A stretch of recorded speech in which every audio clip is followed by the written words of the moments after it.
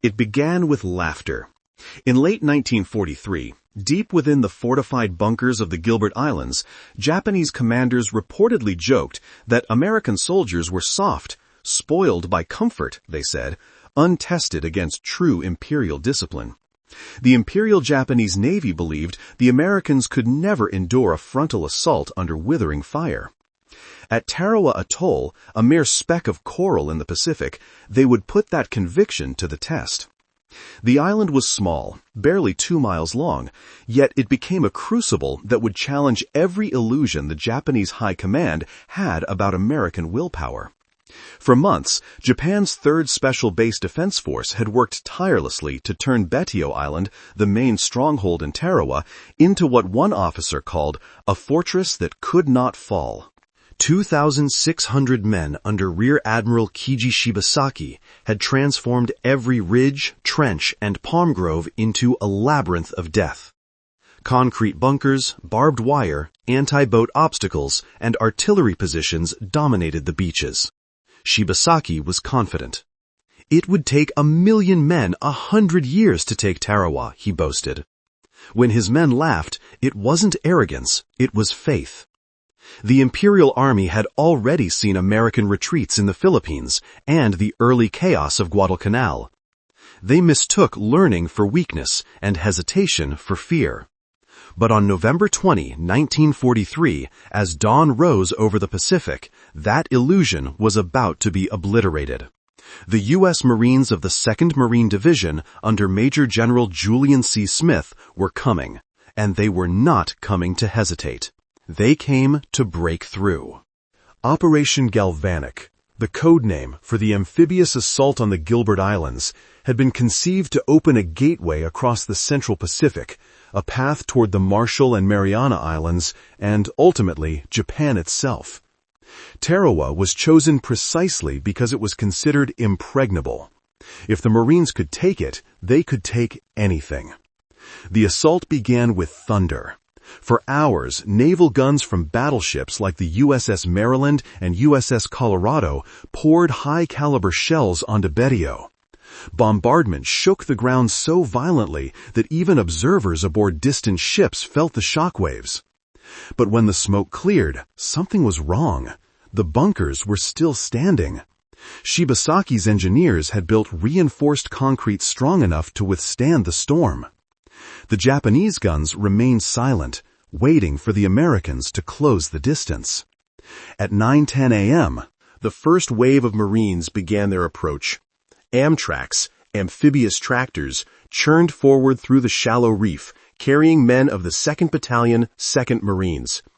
Behind them came Higgins boats, their engines sputtering in the surf.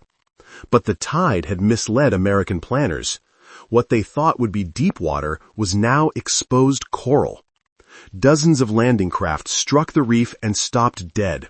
Marines were forced to disembark hundreds of yards offshore, wading waist or chest deep under enemy fire. Machine guns roared from hidden bunkers.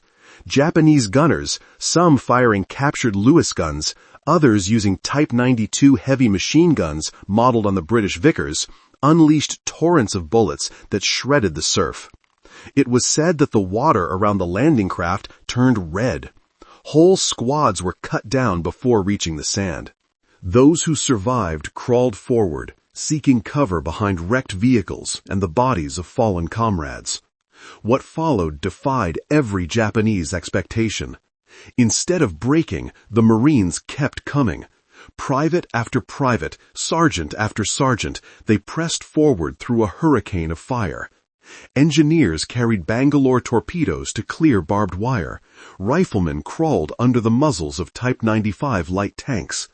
On Red Beach 2, a young corporal manned an M1919 machine gun until his barrel overheated, switching to another from a fallen comrade. In the chaos, some Marines resorted to salvaging Japanese grenades when their own supply ran low. By midday, the first beachhead was established. It was small, barely 50 yards deep, but it was enough. From there, they began to dig in, establishing firing lanes and signaling naval support for fresh waves. The Marines fought yard by yard, bunker by bunker. Their casualty rate was staggering. 1 in 3 men would fall within the first day, but retreat was never considered. One Marine captain later recalled, "You either went forward or you died where you were."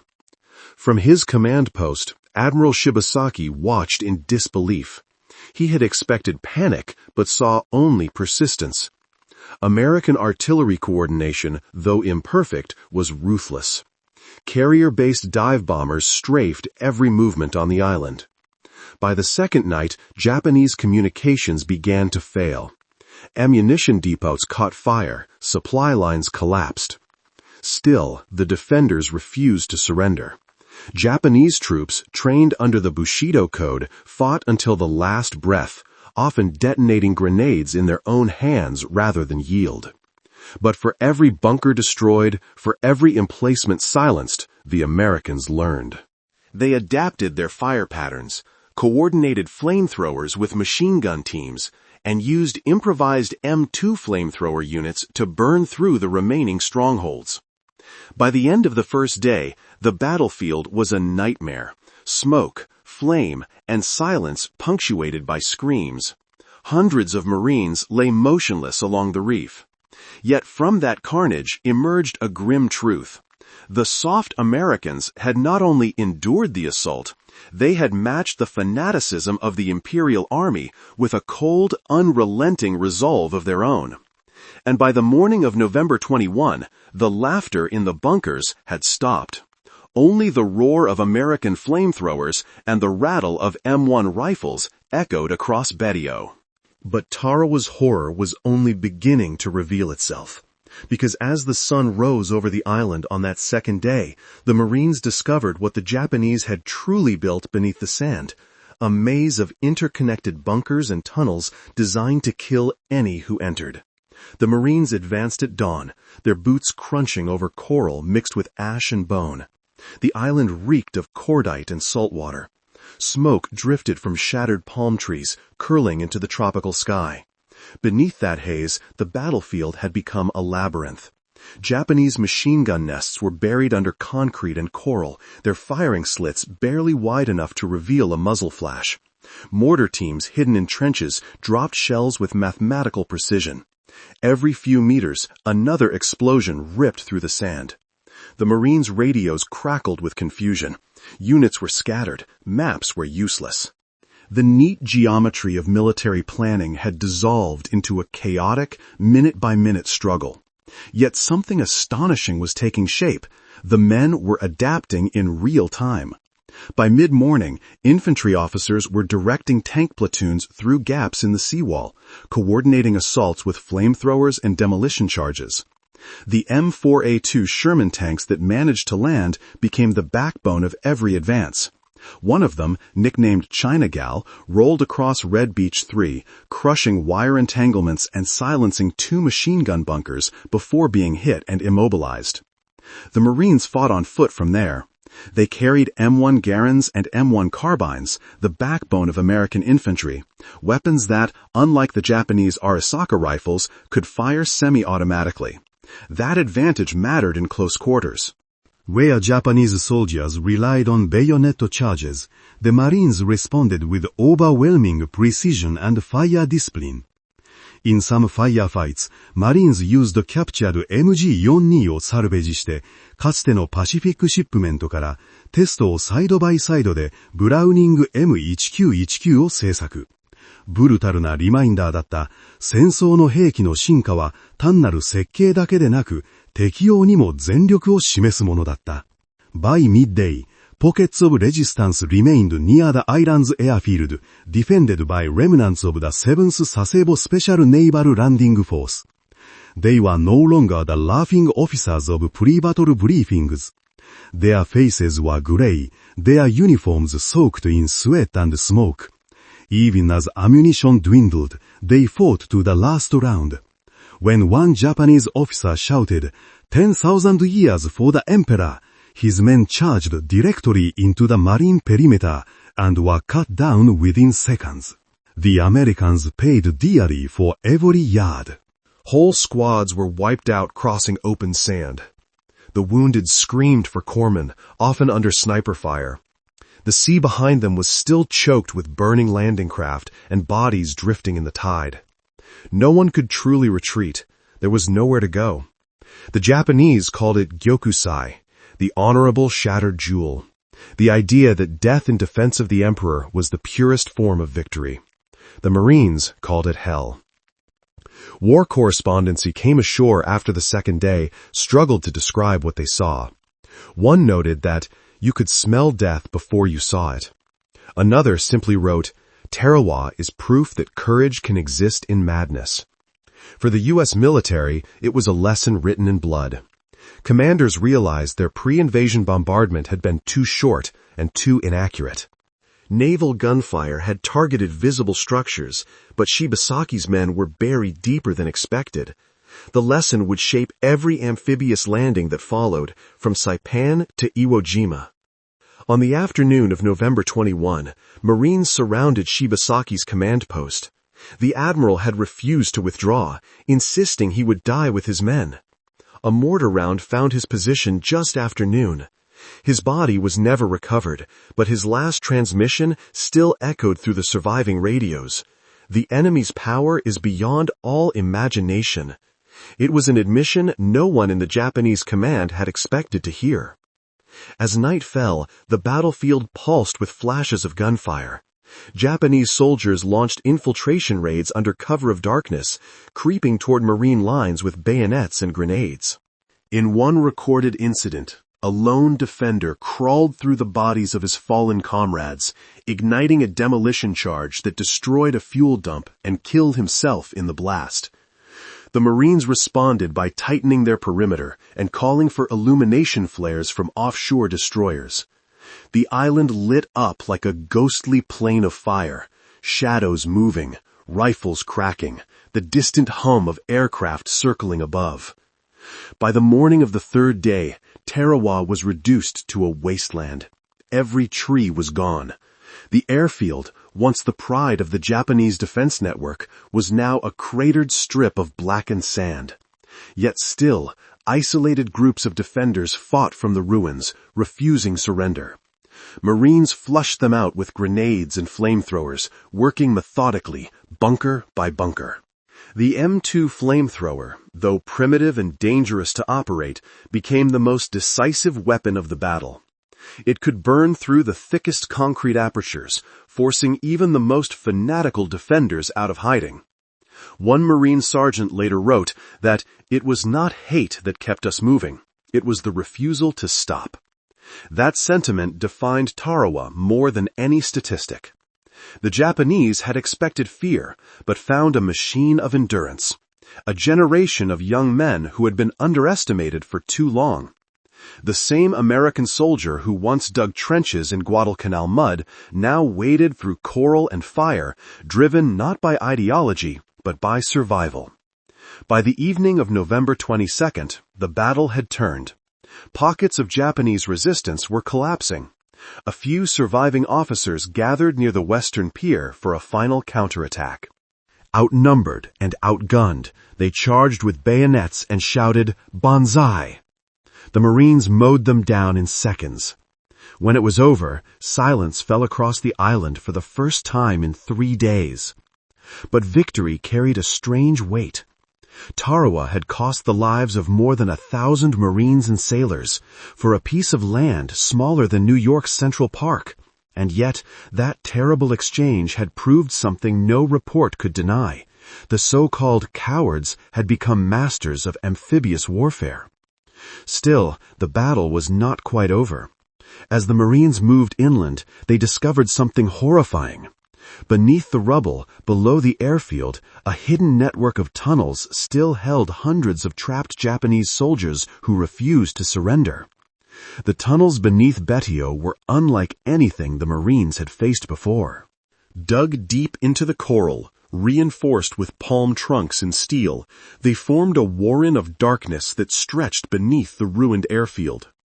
In those narrow corridors, Japanese survivors waited with rifles and bayonets, determined to take more Americans with them before death.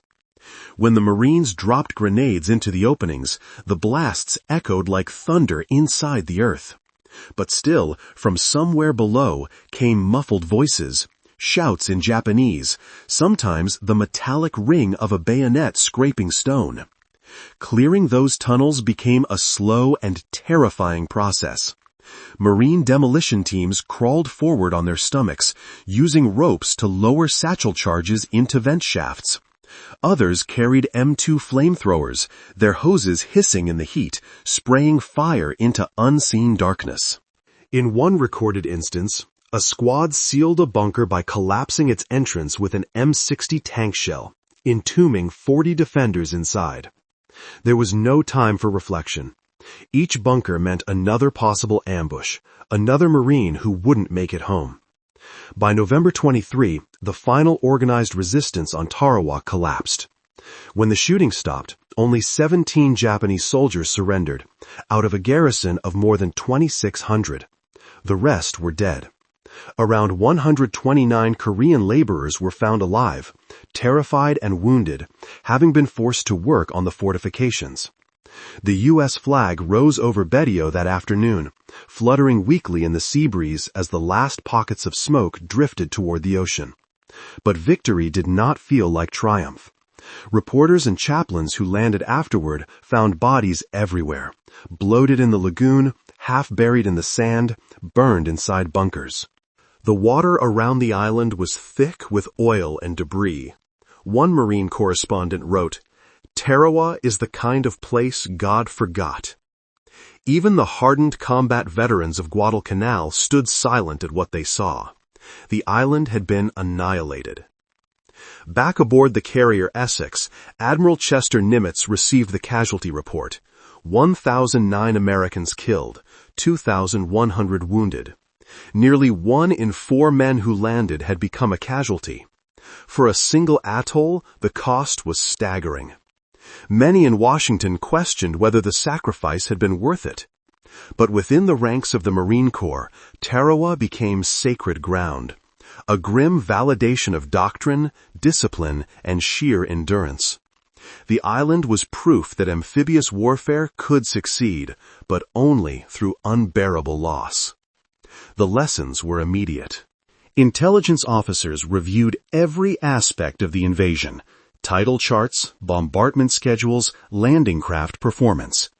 They discovered that miscalculations about the moon's gravitational pull had caused the unexpectedly low tide. Future operations would account for such details with surgical precision. Naval gunnery would also change. At Saipan and Tinian, bombardments would last for days, not hours. Every coral bunker at Tarawa had written its own textbook in blood. The psychological effect on both sides was profound. Japanese officers studying the aftermath realized that their assumptions about American resolve were disastrously wrong. The United States was not a nation of soft civilians, but an industrial giant capable of translating outrage into power. Within weeks, Japanese propaganda began to shift. Instead of mocking American cowardice, it now portrayed the enemy as a ruthless machine, relentless, tireless, inhumanly determined. The same laughter that once filled the bunkers of Batio now echoed uneasily in the halls of Tokyo. For the Marines, Tarawa was something else, a revelation of what modern war truly meant. There were no grand victories here, only survival. The new generation of weapons, Browning machine guns, flamethrowers, naval artillery, showed that firepower could obliterate the body, but not the will. Soldiers who once feared death now walked among it as a constant companion. One sergeant remarked, "We stopped thinking of them as Japanese. We just thought of them as positions that had to be taken." Back in the United States, the footage shocked the public.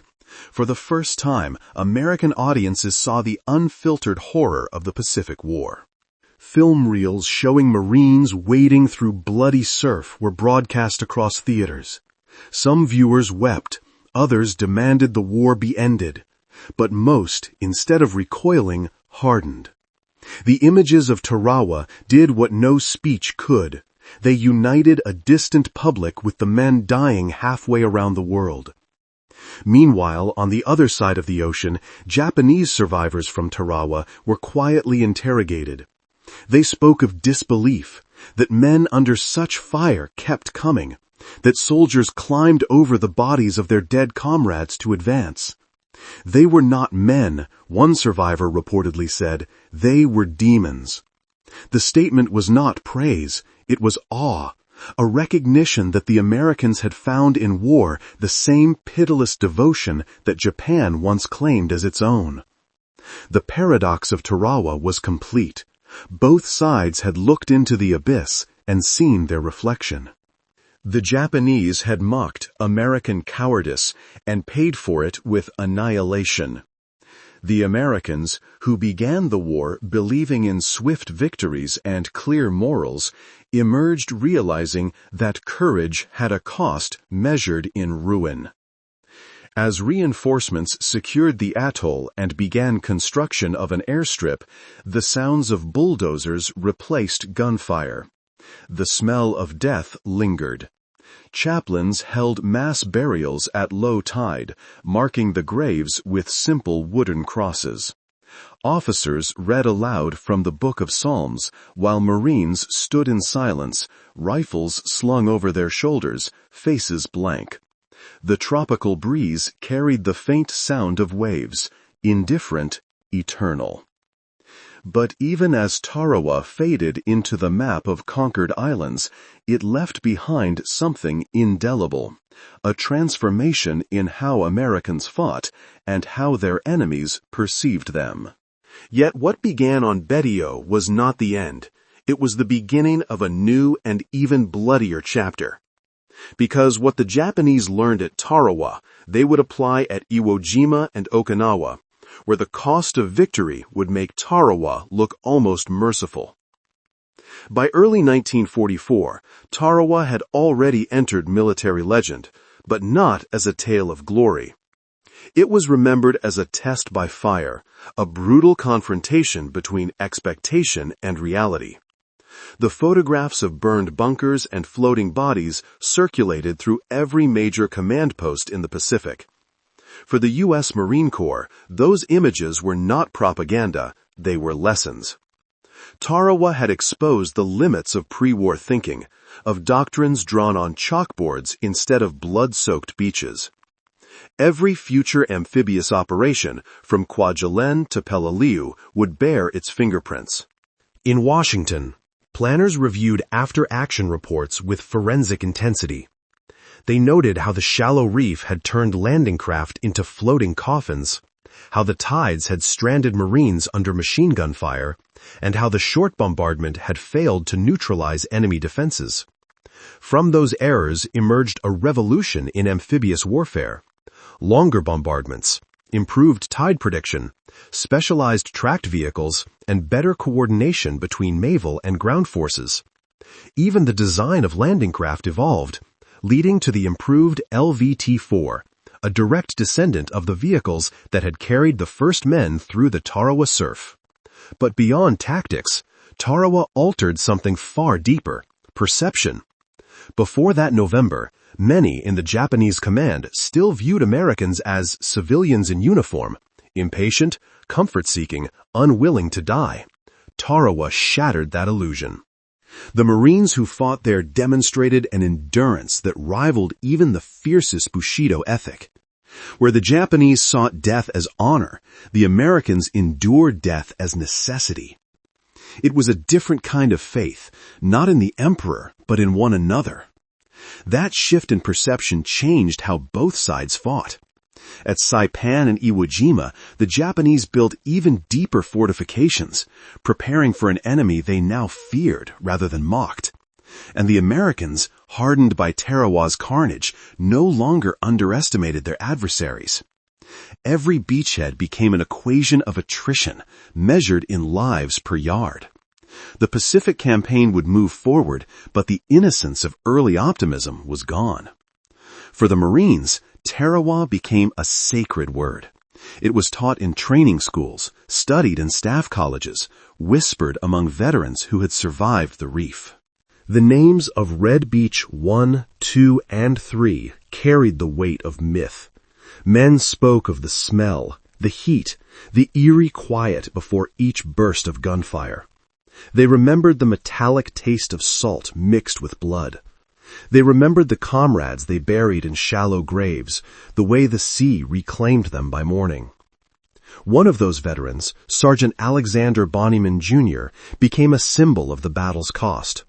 Leading in the assault against a fortified command post, he destroyed multiple enemy positions before being killed atop the bunker. His body was lost for decades, rediscovered only in 2015, a reminder that even history sometimes leaves its heroes unburied. Tarawa also reshaped the American public's relationship with war. The U.S. government had long censored frontline footage, fearing the psychological impact on civilians. But Tarawa was different. The filmed record, shot by combat cameramen waist-deep in surf, was too powerful to suppress. When it was finally released in the documentary With the Marines at Tarawa, it stunned audiences. Moviegoers gasped as they watched Marines cut down in real time, their bodies washing ashore. President Roosevelt himself authorized its distribution, insisting that the American people deserved to know the price of victory. The film changed everything. It hardened resolve, but also humanized the cost.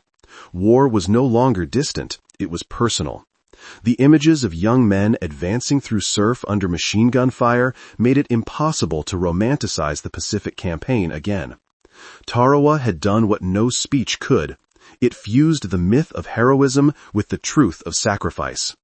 For Japan, the defeat became an unspoken wound. Survivors from Badio were transported to Kwajalein and the Marshalls, where they gave reluctant debriefings. They spoke of Marines who kept advancing even after being shot, of tanks that emerged from fire like phantoms, and of the terrifying roar of naval guns that could erase a hill in seconds.